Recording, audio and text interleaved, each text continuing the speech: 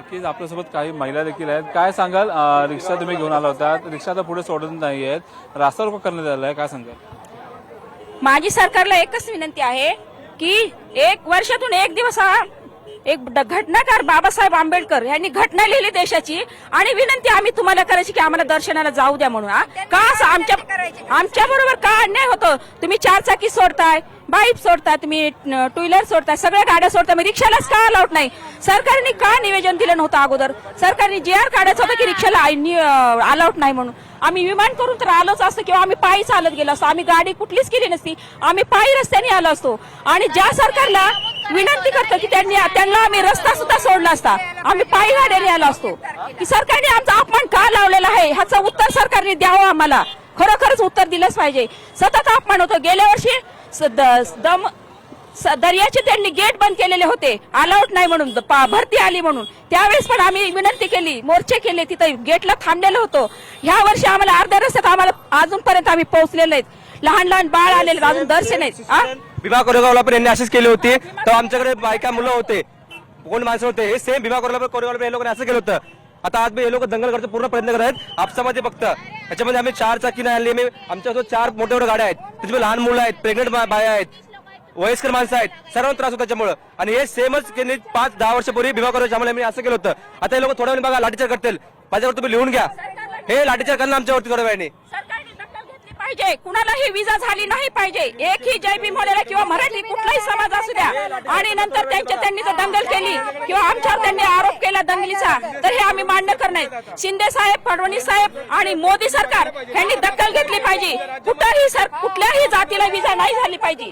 हे आमच्या जातीवर काही आलं नाही पाहिजे. ह्यांनी सरकारने दखल घेतलीच. नक्कीच जर पाहायला गेलं तर तुम्ही पाहू शकता मोठ्या प्रमाणात इथे रास्ता रोको आहे तो करण्यात आलेला आहे. जे भीम अनुयायी रिक्षात आले होते त्यांच्या इथे रिक्षा आहे त्या इथे आढळून आले. तर पाहू शकता एका साईडला यात त्या रिक्षा असतील, याच रिक्षातनं काही भीम अनुयायी आले होते. मात्र आता सायनच्या पुढे रिक्षाचं परमिशन नसल्यामुळे या रिक्षा आता इथे सायनलाच आढळून आलेल्या होत्या. मात्र इथे आपण काही वेळापूर्वी पोलीस प्रशासनाची भाषित केलं असता उत्तर आलं. मात्र आता आपण परत एकदा भाषित करून बघूया.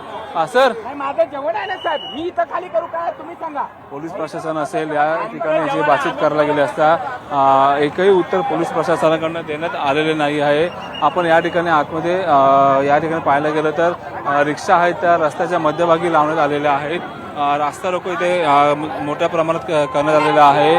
या ठिकाणी पाहायला गेलं तर जे अनुयायी आले असतील ते आता सध्या रस्त्यावर उतरलेले आपल्याला पाहायला मिळत आहेत. या ठिकाणी जर पाहायला गेलं तर गेले 2 तास असतील तर याच ठिकाणी आंदोलन करण्यात आलेलं आहे. या ठिकाणी मोठ्या प्रमाणात भीम अनुयायी असतील ते आता सध्या रस्त्यावर उतरले आपल्याला पाहायला मिळत आहेत.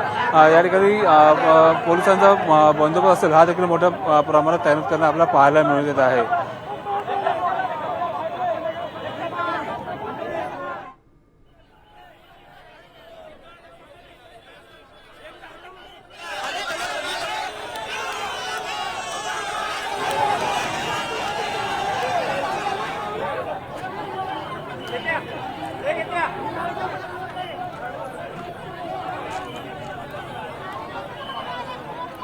तर आपण या दृश्यांमध्ये पाहू शकतो कशा प्रकारे अनुयायी यांनी या ठिकाणी आक्रमक भूमिका घेतलेली आहे.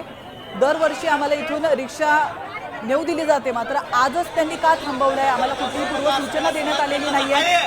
सोबतच पोलीस आमच्याशी संवाद साधायला तयार नाही. अशा अनेक तक्रारी या अनुयायांच्या आहेत.